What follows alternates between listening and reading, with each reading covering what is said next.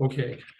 Hey, good morning, fellas. We've got a great turnout, and what another great opportunity to learn another principle with respect to leadership.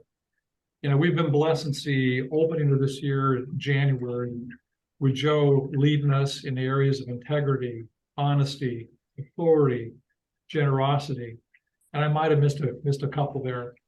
But today, Joe's going to cover another very important principle of leadership, and that is passion. You know, when I looked up the definition of passion earlier this week, it read, a strong liking or desire for the devotion to some activity, object, or concept. Just think about that for a minute. So the other thing I thought about is passion in itself is not necessarily a good thing. I'll say it again. Passion in itself is not necessarily a good thing. And what I mean by that is passion can be properly directed or it can be misdirected, okay? And so when I thought about examples of passion being misdirected, I thought of Judas Iscariot, people like Adolf Hitler, Vladimir Putin, or even the social justice advocates today in the culture we live in, who exhibit a very strong passion, but it's for all the wrong things. It's the wrong thing. Misdirected. So on the other hand, I thought that passion, properly directed passion, has also been exhibited to us, not only historically, but today as well. And when I think of biblical examples of properly directed passion, the first person I think about is Paul. And when I think about Paul, I reflect on his writings where he was shipwrecked. He was beaten.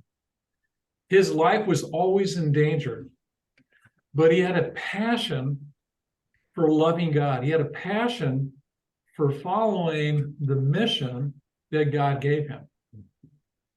And you know, he was more effective than any of the other apostles when you think about the timeline of his ministry and the impact, not only then in terms of planting new churches, but also the impact of what's written in the New Testament that we have today. You think about all the setbacks he had, the properly directed passion that Paul had enabled him to go through hurdle over hurdle over hurdle without stopping and saying, I give up, I quit. Properly directed passion. Other great examples would be Stephen, John the Baptist, Elijah, Nehemiah. More current day examples, as I think about Chuck Smith, the gentleman who started Calvary Chapel, and that began in Costa Mesa. There's a new movie coming out. I believe it's coming out on the 24th next week. Oh, yeah. With respect to how all that started back then. Jesus Revolution. To me, I'm very close to that because I was a part of that back in the 70s when I lived in Southern California, going to that church. You were one of those long-haired hippies? Yeah, you were a hippie on the beach, Chris? Cool, man. Yeah, I was in college back. I totally dig that. That is Yeah, awesome. you know, hey, man. Really? It was incredible. I think of a guy like Brett Mater at Athey Creek, who's doing 5 or 6 services every single week. He's doing midweek service, and he's a warrior. You know, he's teaching out of God's word.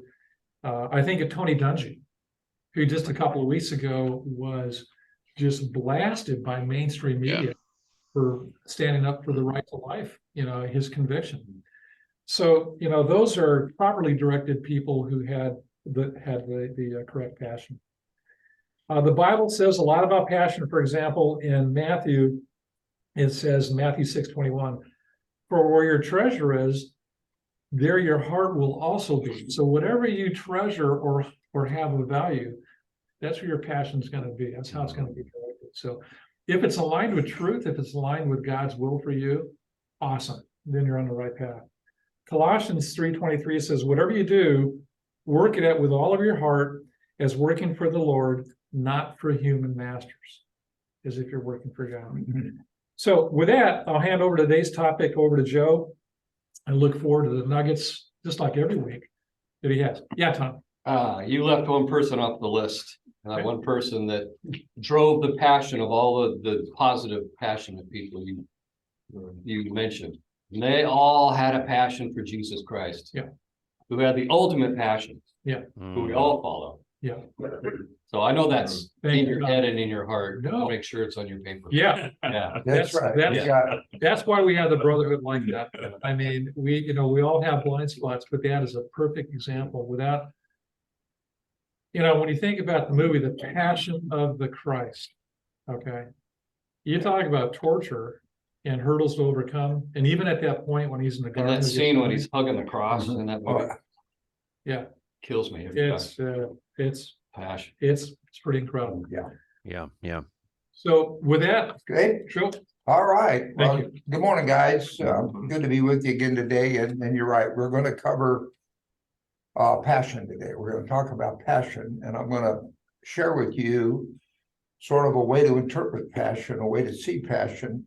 And back to where we are, we're using Paul as the best example. And let's not forget that that's what this whole session of leadership has been about. We've been through Acts 20, verses 1 through 38. We're going to kind of finish that today.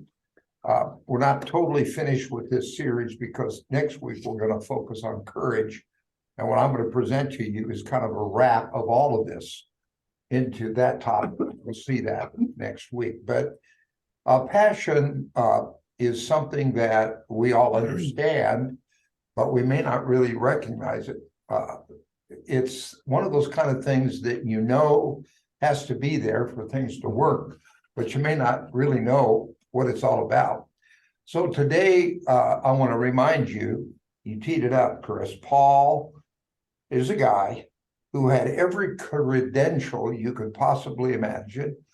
He was an aristocrat. He grew up in a wealthy family. He had everything you could imagine. He had education, he had stature, he had position, he had every single thing we today in this culture would drool for, okay? And all of a sudden, it all got taken away. It all just disappeared because the Lord put the biggest fire you could put into Paul's heart. And he put all that beside and looked only one way. So today we're going to relate passion with vision, because you learn that you can't have vision without passion. So they go together. So we'll focus on that as we go through the test. But let's just start first by looking at the last of the Bible verse that we use to support this. So Tom, if you could flip the page for us here. Thank you. When Paul had finished speaking, keep in mind, he's with the men, he's ready to leave. He's going to Macedonia. He's going to go and do the unspeakable. He's going to go be with the Gentiles. Oh my goodness. Fate worse than death. Okay. Remember, Paul was a disgraced minority going to see disgraced minorities. Okay. He was really ready to go leave and do some tough sledding. When Paul had finished speaking, he knelt down with all of the men, all the people around him, and they prayed. They all wept as they embraced him and kissed him. They grieved them most. What grieved them most was his statement that they would never see his face again. And then they accompanied him to the ship. So that's how we close Acts 20. We see Paul getting ready to head out for his mission. Remember, Paul is the guy that virtually wrote 2/3 of the Bible, the New Testament. He's also the guy that Jesus decided was going to be the critical link in us understanding the application of God's word. So if you read Paul's works, whether that be Ephesians, Galatians, any of the books that Paul authored, you will understand that those are user guides. That's the application of love. That's the application of what God is giving us. That's what is in our hearts when we accept Jesus. That's grace. That's mercy. And all of the application of that technology is what Paul was focused on. Okay. So as we move from that Old Testament judgment attitude to the New Testament mercy, grace, redemption focus, we think of Paul as a guy that's delivering that message, okay? And there's no way, as you all know, you're going to do anything in life and sustain it with any level of quality without passion, without a vision. So let's click the next slide and take a look, okay? I think the vision is a picture of the future. The passion produces passion. So there is no such thing as emotionless vision. I don't know if any of you have ever thought about what you wanted to do and put a vision behind it. Maybe Ken, I think of you, frankly, when you and I sat down, 3-4 years ago and talked about you going in the mobile pet care business and stuff. I could sense your vision, your passion for it. I mean, you wouldn't be where you are today if you didn't have a vision with some passion. That's right. I mean, you just know that's what gets you up in the morning. It gets you going. It seems so we can have passion. I mean, I know a gal who's a drama queen. Oh, yeah. Passionate about everything. Yes. But the vision seems to provide a Bingo. focus. Yes. A narrowing of it You got it. to give it power. You're absolutely right. I picked this quote out. I thought it really said it right. Perhaps that is why Helen Keller, when asked what would be worse than being born blind, answered, to have sight without vision. Incredible. How's that? Does that say it all right there? Brilliant. To have sight without vision. In other words, intelligent sight. Having a vision, having a focus on what you want to do instead of being a drama queen. We have a lot of drama queens. In fact, drama queen gets high marks these days in our culture. But here's the thing I want you to remember as leaders. All leaders have one thing in common. They see more and they see it before others.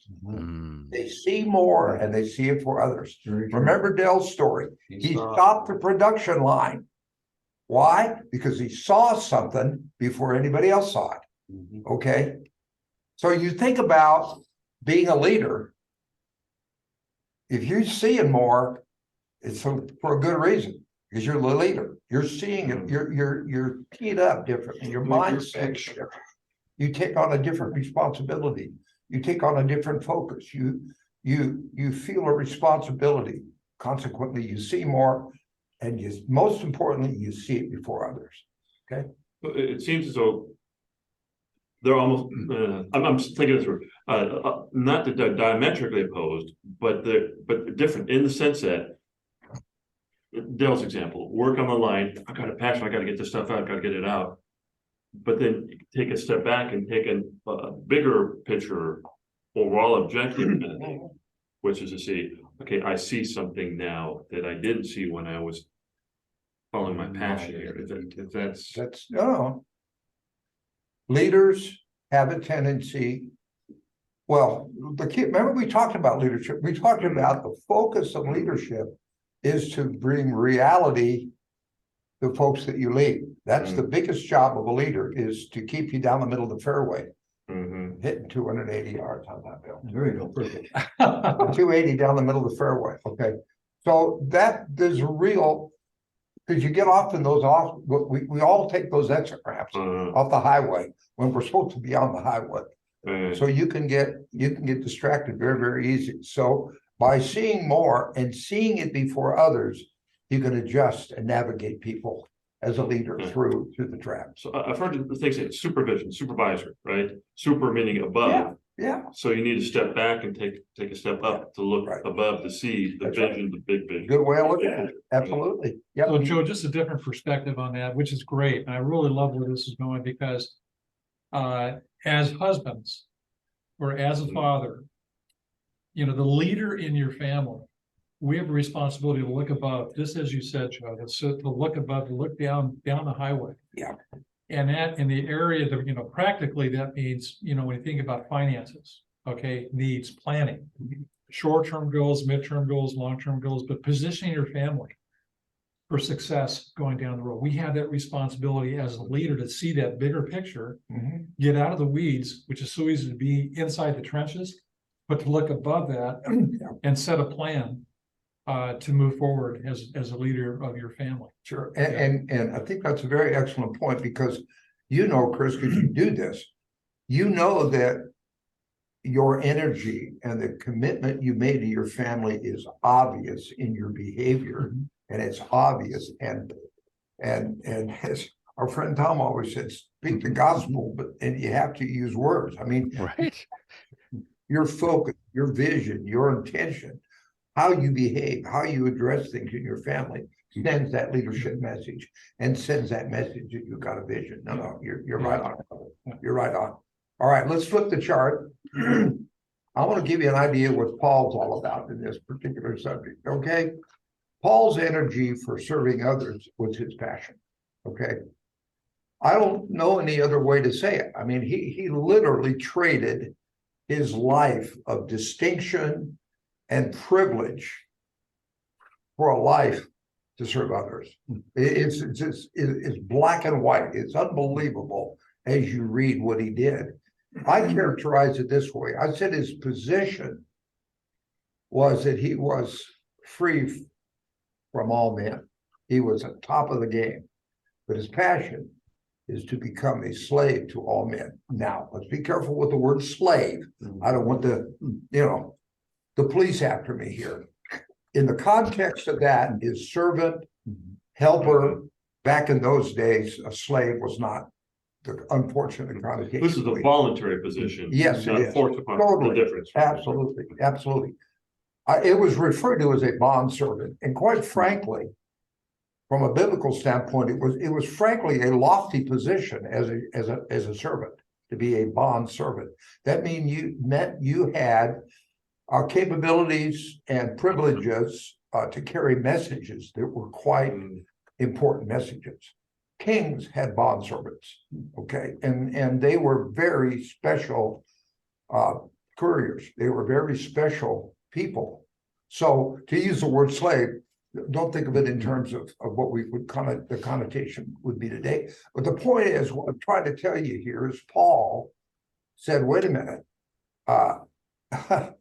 my mission is to serve others. My mission is to take Jesus' message of salvation to the world, period. As clear as you can be. He went from persecuting people to serving people. You bet. Oh yeah. And what a transition, huh, Tom? Huge. Think about it. Yeah, think about it. Ooh. Paul's passion exceeded his personal preferences. He insists on fulfilling his mission. Compassion drove him, not compromise. He was as clear as you could be about what his job was.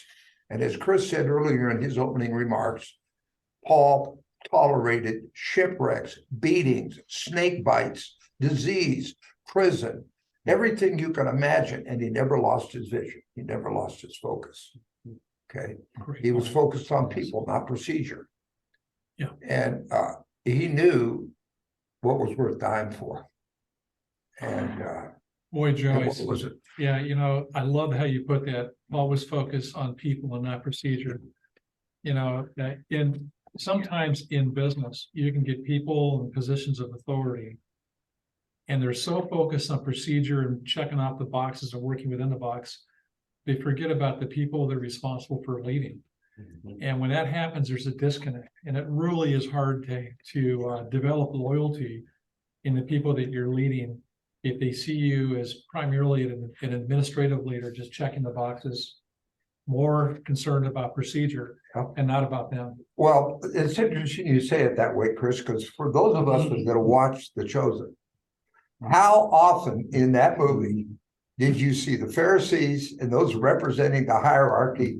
Oh, you got the long color vest on, or you've got two pieces of material in the same garment. You can't wear that. I mean, some of the absolute ridiculous procedural elements were they just missed the whole point. Okay. And I can't help but think how that must have been unbelievably freeing to Paul, because he grew up. I mean, he was a Jew's Jew. My God, are you kidding me? Yeah. He was a top guy. Yeah. And I mean, he knew those 613 laws, backwards and forwards. Every time I see that, watch an episode of The Chosen, I think about all that ritual. But They had Paul, tunnel vision as opposed Oh. to broad vision. you got it. Yeah. Yeah, you think of the disciples when they were hungry. They were hungry, right? On the Yeah. Sabbath, they were walking through that wheat field. They were hungry. Yeah. So what'd they do? They took the kernels and they ate them. Yeah. And the Pharisees got really upset, right? Because they Sunday. they had a need. And Jesus addressed that perfectly and said, you've really missed the big picture here. Exactly. Anyway, So as a leader, if we following Hey, this model here, pop the the The Pharisees following, their passion was to follow the law.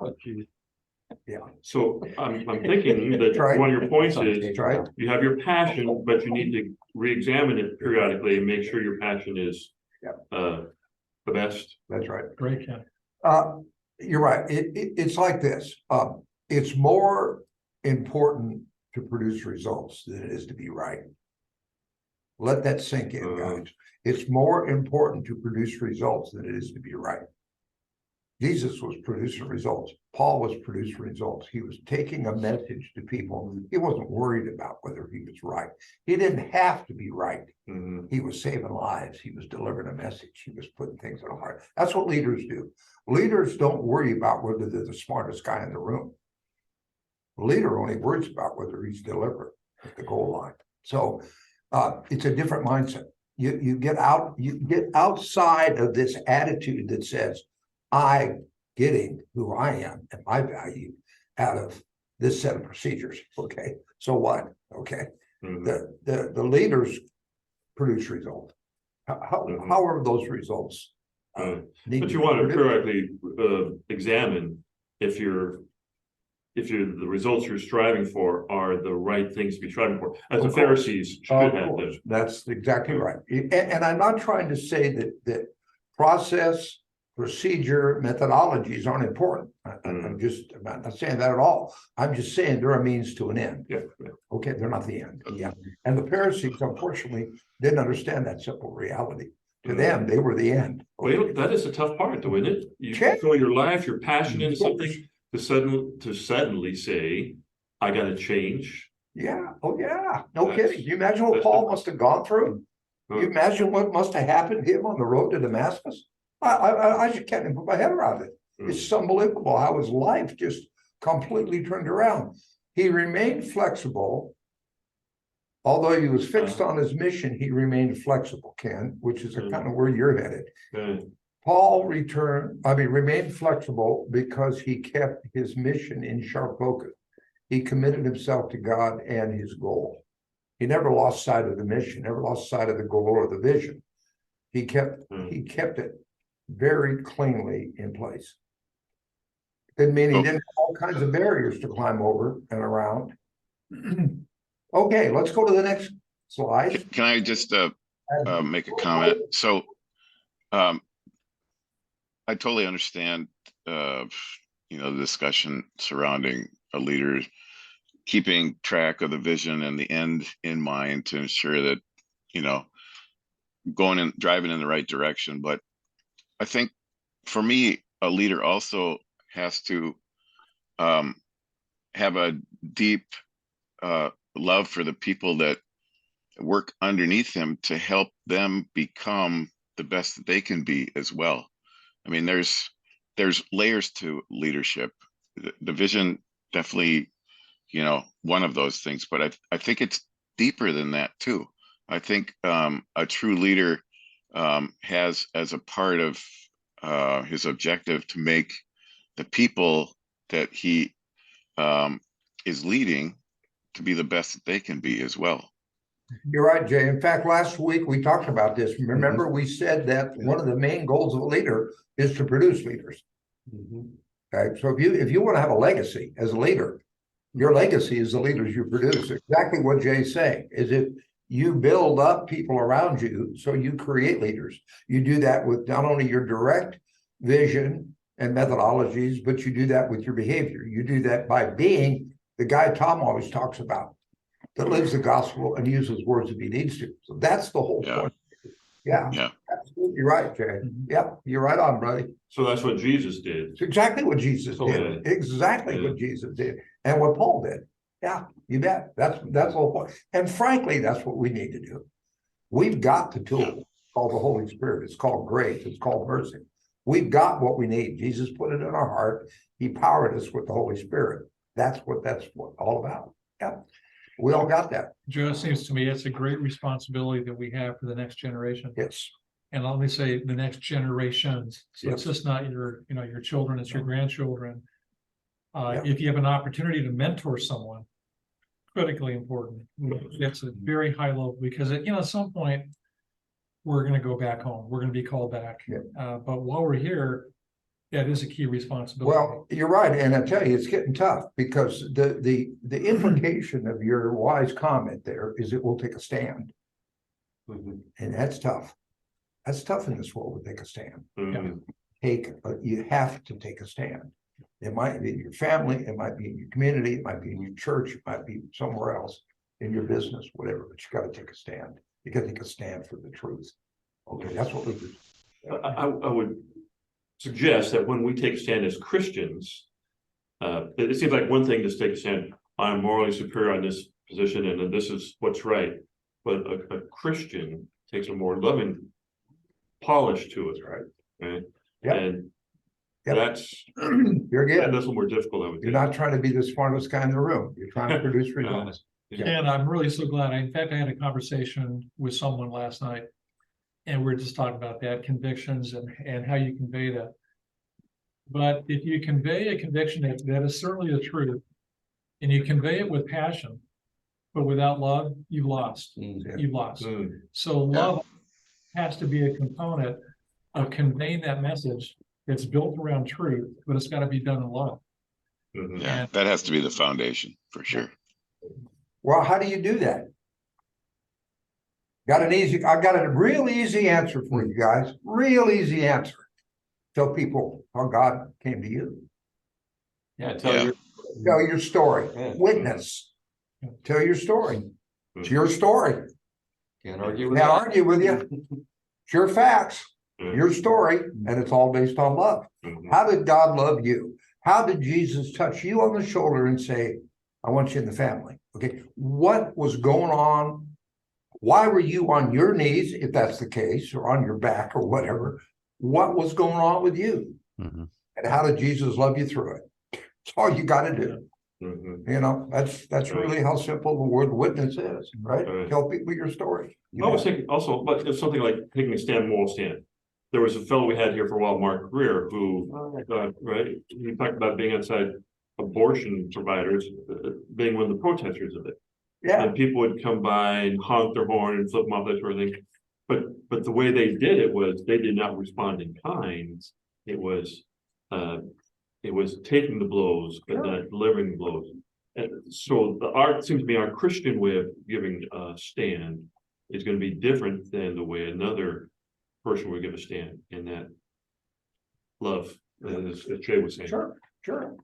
Well, let's take a look at how Paul's passion demonstrated his attitude as a leader, because that's really why we're here today, is to kind of using him as a model. And I broke it down into three basic characteristics. First, he was obligated. Literally meant he had a debt to pay. His debt was to the Lord, not to the Lord, but to people. His debt was to take what God put in his heart and share it with the people.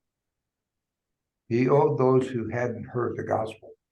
Remember, I told you that I see Paul, when we opened today's session, I said, I saw him as the ultimate applier of God's principles through his writings. That's what I meant. He was obligated not to God. He was clear with God. He saluted the general and he was on his way to the people to help those of us that needed advice on how to understand love and understand what God was all around. And just read Corinthians, read his writing. My goodness, is a man that understood a lot, gave up a lot, gave up a family, gave up a lot of things. He also said, I'm so eager. This word means he was literally burning inside, literally passionate about giving himself to the cause. Okay? By choice. His enthusiasm gave him in response to God's grace. Okay.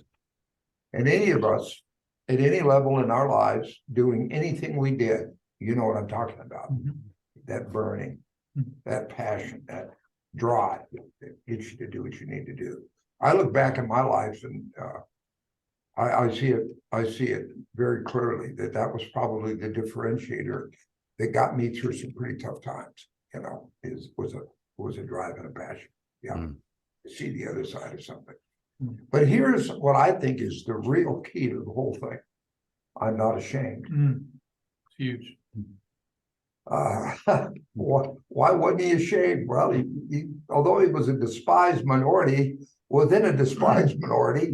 And he was a Christian going to the Gentiles. My God, how uglier could it be in those days? Sorry, Joe, I just want to make sure I'm clear. Despised minority within a despised minority, meaning he was a Christian within the Jewish sect, which was despised by the Romans. Thank you. Okay, that's right. And going to the despised group called the Gentiles.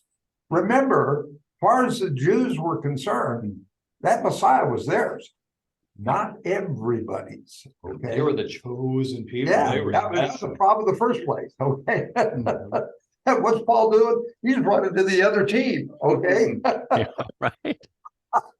He's going to the other goalpost. Okay. Whoa, you're talking about courage. Yeah. Whoa. You know, one guy is 2 nanoseconds away from getting his sword slit wherever he goes. Are you kidding me? But basically, you know, we kid about it a little bit because we need to. It's pretty heavy duty. But the bottom line is, he was about reading God's word to everybody. That's passion. That's what he had. That was the vision. It was about as clear as you could When get. you know the truth, Yeah. how can you not speak it? Well, that's a Mm. question, and here's, I've been thinking about that, and here's how I would respond to that, okay? So with Joel Eden here, I am not ashamed. And he's gonna talk more about this next week. It requires courage. Okay, it requires courage because in some instances where you say, I'm not ashamed to let you know what my convictions are and it's based around the truth, it may cost you. Yeah. Okay. And for some people, it's cost them their job. For some people, it might cost them a relationship. But there's a cost associated with I am not ashamed. So anybody who thinks they can be just cavalier and say, I'm not ashamed, here I am, that's not the whole picture. There's risk with not being ashamed. So it requires courage. It requires courage to stand, just as Paul did, minority within a minority within a minority. Okay. Think about it. Yeah. But he had courage. He knew that the foundation that he had that led him to move forward was rock solid. It was a truth. God put him in that position. So that gave him the courage to stand up, to move forward at great risk. At great, Mm. and so we just need to think about that is, you know, we can't be cavalier and say, or just for anybody, if you're giving advice, well, just, you know, don't be ashamed, stand up.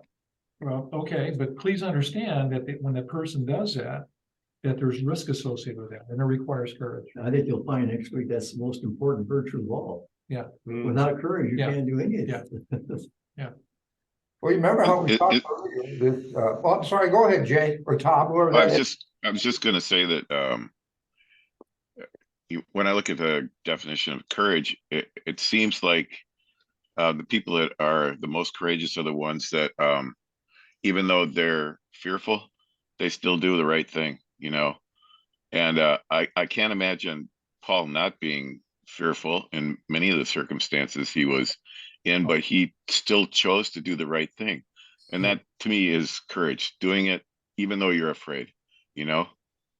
Yep. Just Well- a thought. No, that's a great thought because that's the Well- hard thing. Yeah, moving through it. On that note, I think of Paul.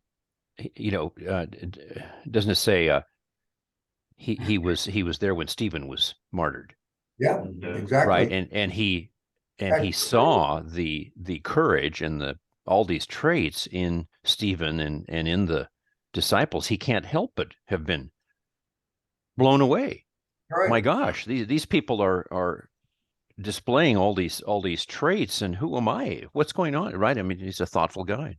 Sure. Well, you know, for those of us that have watched The Chosen, one of the things that has struck me the most in terms of the brilliance of that cinematography was how they displayed the transition of the apostles.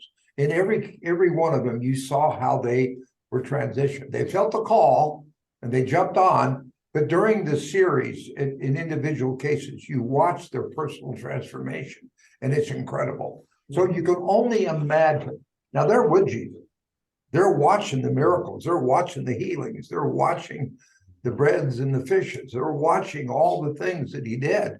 So it's easy to translate some immediacy there. But take that 2,000 years down the road, okay? I mean, we still have, because Jesus promised us, we've got the Holy Spirit in our heart, and that's that same power.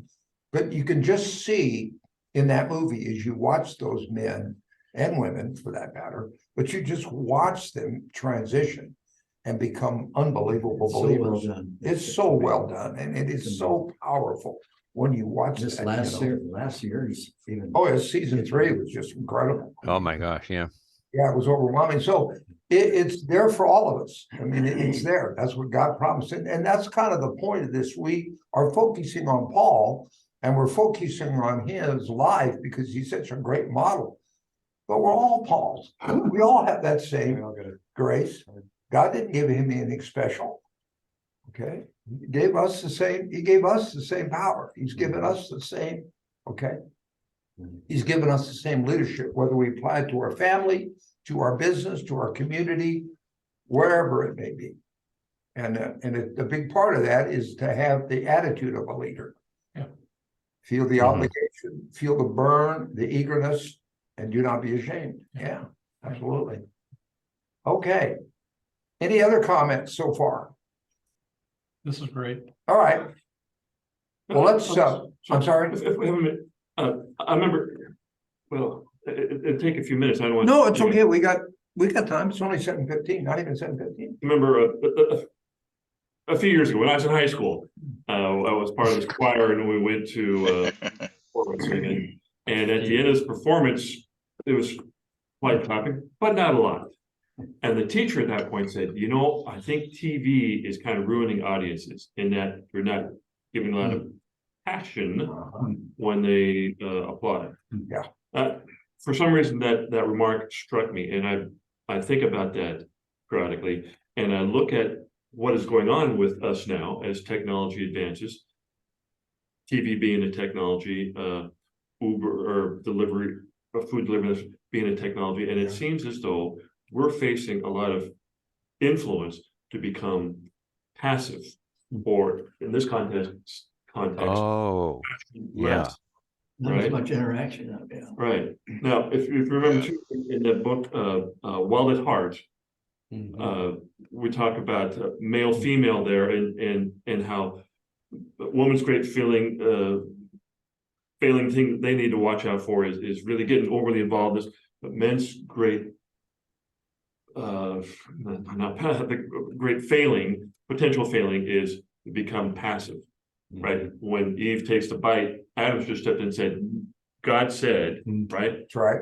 But he didn't, because then that's a man's great thing we need to watch out for. Let's see, society, technology, outside influences seem to be encouraging us, and since we're men, we'll say as men, to become less passionate.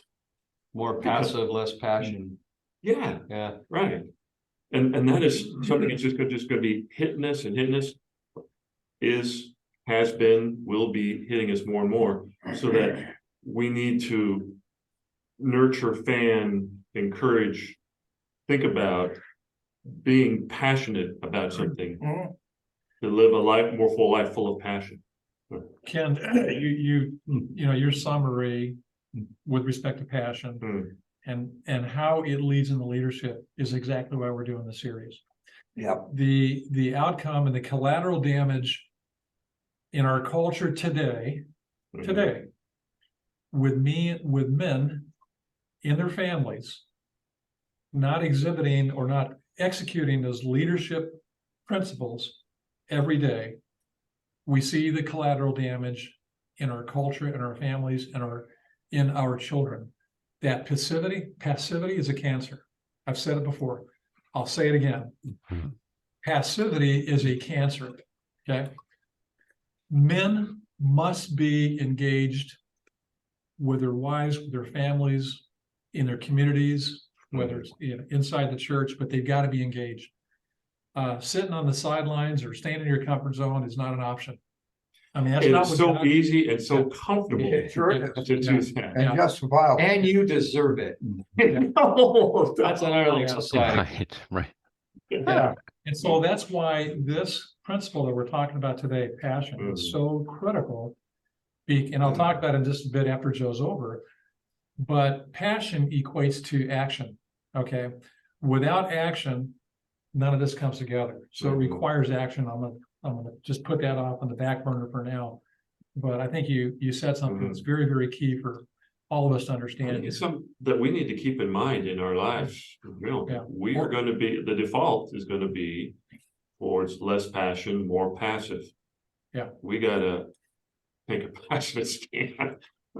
I said early in this series, maybe the second visit, that leaders are never comfortable. They can be Oh. content, but they're never comfortable. Yeah. I've never been comfortable as a leader.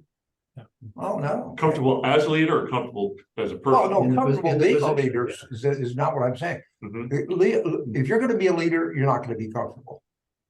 Hmm. There's always gonna be something out there that's gonna be disrupted that you're gonna need to deal with. It's just that Mhm. simple.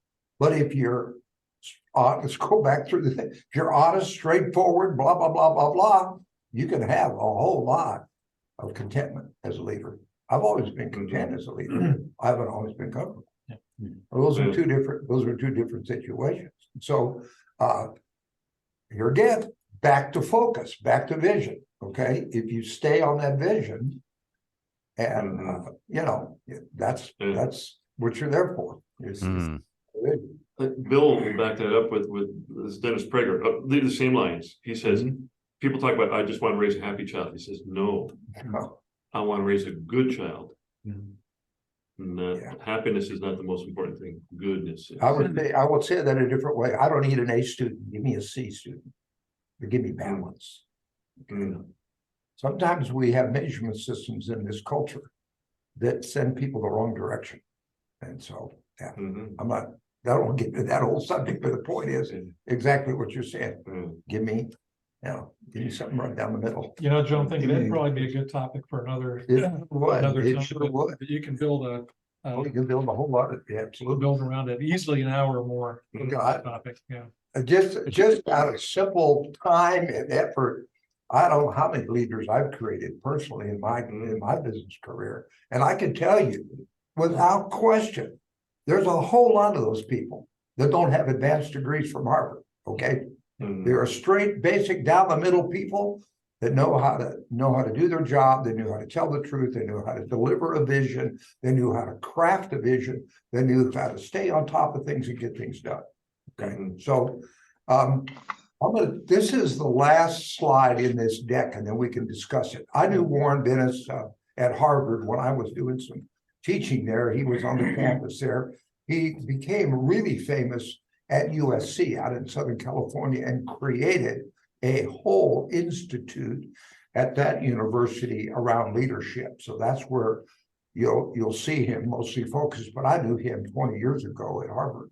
Hmm. I quoted him here because I think this really kind of wraps it up. Leadership is the capacity to translate vision into reality. That's what Paul was doing. He was taking Jesus' vision, or the vision of salvation, the vision that Jesus had for all of us, and turning it into reality. That's what a good leader can do. And that's what a leader really does. Yeah. They translate a vision into reality. I can't tell you how many times I've had that conversation with people. All right, guys, calm down, get the drama queens quiet. Yeah. Here's reality, okay? I may have started every meeting in my life that way. Yeah. I'm just teasing, but No. that's kind of what Paul did. Yeah. If you read the Gospels, read what Paul wrote. He translated Jesus' vision into reality. Guys, here's how you do it. Mm. Here's how you do it. We know what the what is. We know where it came from. We're not dealing with judgment now. We're dealing with God's mercy. We're dealing with grace. We're dealing with comfort. And here's how it happened, called love. And here's how it looks in all frameworks of your life. Yep. Okay. Yeah. Okay. Joe, just a great presentation. Certainly we'll be thinking about that throughout this week. Yeah, You I'm know, guessing you and- might not have ever and- looked at passion this way before, but Yeah, yeah. yeah, this is very, very cool. Yeah. Before I give my final words, I just want to give you guys an opportunity to maybe share what's on your mind. If you have any questions, if you need some clarity on anything that was covered today, this would be a good time. Yeah. To ask. The unfortunate thing for me is I feel like I've spent my entire life I can help you in that. not putting all this into practice. Yeah. And yet I still have the opportunity. to Oh, heck, continue. yeah, Yes, yeah. that's the beauty of the Yeah. whole thing, you know, Yeah. it's never too late. Yeah, You know, Dell, it's a really wise comment. Okay, it's a wise comment because it's a reminder of how important it is for us who are a little few more years advanced, okay, as opposed to other generations, to mentor. If there's an opportunity to mentor someone who's younger, not only within your own family, but even outside your family, it's critically important. If you get these principles early in your family, the outcome, the probability for better outcomes, if you will, is enhanced greatly. So whether it's in the area of finance and learning the principles of money management early, or the money in terms of, you know, how we disciple others, or how we, you know, live out God's will every single day, the earlier we understand those principles, and we're talking about the principles of leadership now, the greater impact we will have on generations to follow, beginning with our family and then subsequent generations. So thank you for saying that. The other great thing is it doesn't matter how old we are. We can always hone our skills. We can always improve our game wherever you're at in life. We never hit a point where you throw in the towel and say, gosh, this is just horrible. And, you know, I've been a failure, because you haven't. Okay. But wherever you're at, whatever stage, you can always, you know, with God's help and the power of the Holy Spirit who lives within you, take it to the next level. you stop learning, that means you're dead. Yeah. Yeah. Yeah. Tom. Hey, just real quick. Of course, I was privileged for almost 4 decades being a college professor. And one of the things I learned early on from a mentor was this principle of passion. And I would tell my students, advisees, what you have the privilege of doing here in these precious few years is finding your passion. So, some people have it already. Some people don't know it. Some people don't get there. They graduate and they didn't really find it. Find your passion, and then throw yourself into it with, you know, all the other collateral values here. But if you don't find your passion, you're gonna run out of steam. You're not going to be effective. You're right.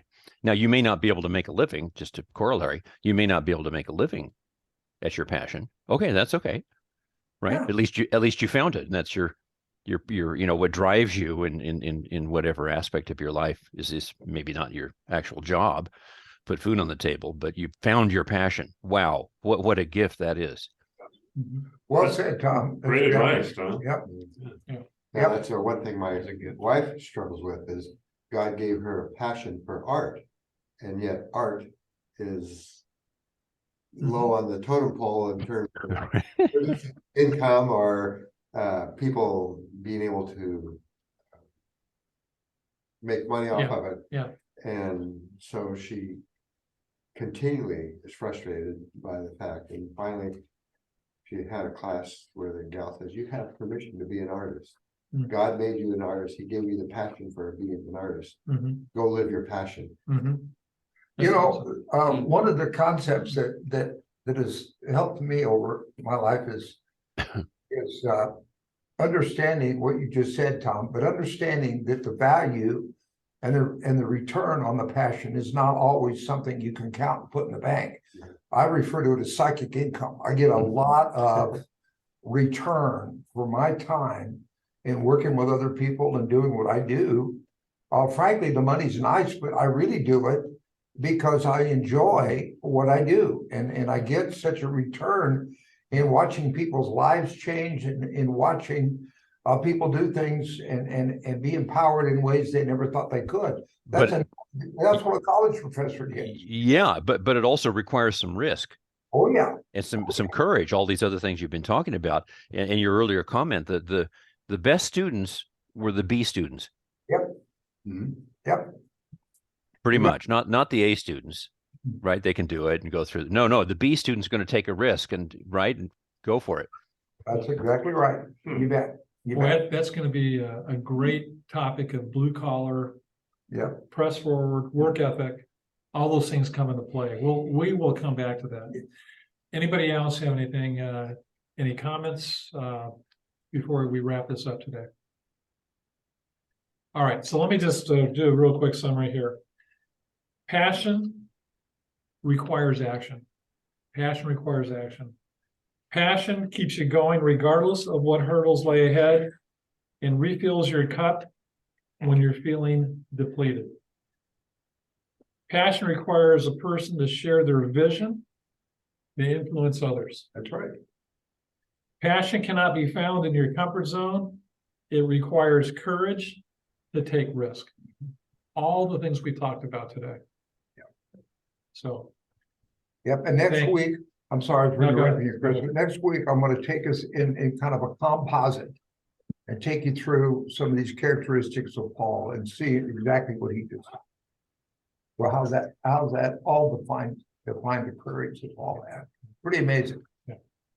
Good stuff. okay. All right, Brilliant. Tom, you want to bring that to a close? Recording? Turn off the recording.